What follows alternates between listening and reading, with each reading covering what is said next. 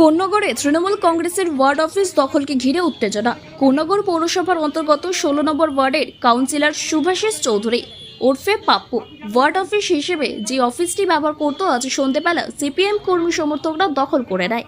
সন্ধ্যা থেকে কোন্নগর ডিওলডি মোড়ে একটি পথসভা চলছিল সিপিআইএম এর। সেই পথসভার শেষে সিপিএম কর্মী সমর্থকদের পাশে অবস্থিত 16 নম্বর ওয়ার্ডের কাউন্সিলরের ওয়ার্ড অফিস তালা ভেঙে দখল করে। সিপিএম কর্মী সমর্থকদের দাবি, অফিসটি বাম জামানায় তারা ব্যবহার করত। 2016 সালে সেই অফিসটি বর্তমান কাউন্সিলর শুভাশিস চৌধুরীর নেতৃত্বে আক্রমণ করে জ্বালিয়ে দেওয়া হয়। পরবর্তী সময়ে সেই অফিসটি দখল করে নেয় তৃণমূল কংগ্রেস। আজ তারা তাদের নিজেদের অফিস পুনরুদ্ধার করল।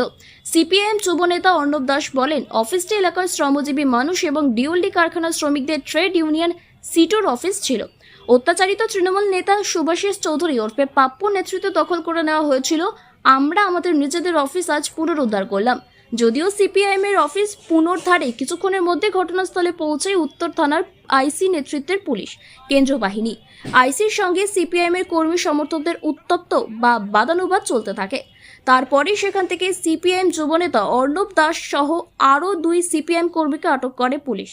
আজকে দখল করে নি যে অফিসটার কথা বলা হচ্ছে 1984 সাল থেকে, সেটা বামেদের অফিস, ডিওলডি কারখানার শ্রমিকদের CI2 এর অফিস। 84 সাল থেকে ওই অফিস 2016 সাল পর্যন্ত বামেদের নেতৃত্বে চলেছে। 2016 সালে তৃণমূল কংগ্রেস অন্যায়ভাবে পুড়িয়ে ছাই করে ওই অফিস দখল করেছিল। সেই অফিসকে আমরা পুনরায় পুনরুদ্ধার করলাম। যে অত্যাচারী তৃণমূলের কাউন্সিলর দখল করেছিল সে আজকে এলাকা ছাড়া, আজকে এলাকার বাইরে, কিন্তু বামেরা স্বমহিমায় লাল ঝান্ডা মেরুদণ্ড সোজা করে তাদের অফিসকে পুনরুদ্ধার করলো।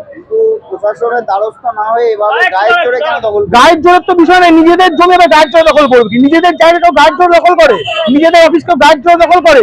আমাদের অফিস গায়ের জোরে দখল করা হয়েছিল, সেই অফিসকে আমরা পুনরুদ্ধার করলাম।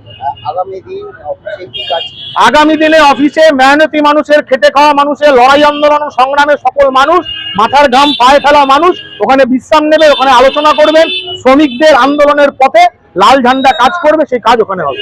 আরো একটা অভিযোগ এই স্থানীয় কাউন্সিলরের বিরুদ্ধে বারংবার উঠছে যে পাশে ডিওলডি কারখানা, সেখানে শ্রমিকদের থেকে রোজ তোলাবাজি, রোজ 50 থেকে 100 টাকা। সেই এলাকার বাইরে কেন, শুধু ওই কাউন্সিলর নয়, আপনি তৃণমূলের যেদিকে দেখাবেন সেদিকেই অন্যায়, সেদিনকেই সেখানেই রাজধানী, সেখানেই তোলাবাজি, সেখানেই সোনা পাপ্পু, সেখানেই কেজি কেজি সোনা, সেখানেই বান্ধবী খাটে ফেটে পোড়া থেকে অন্য একাধিক জিনিস পাওয়া যাচ্ছে, আর মুখে বলা যাবে।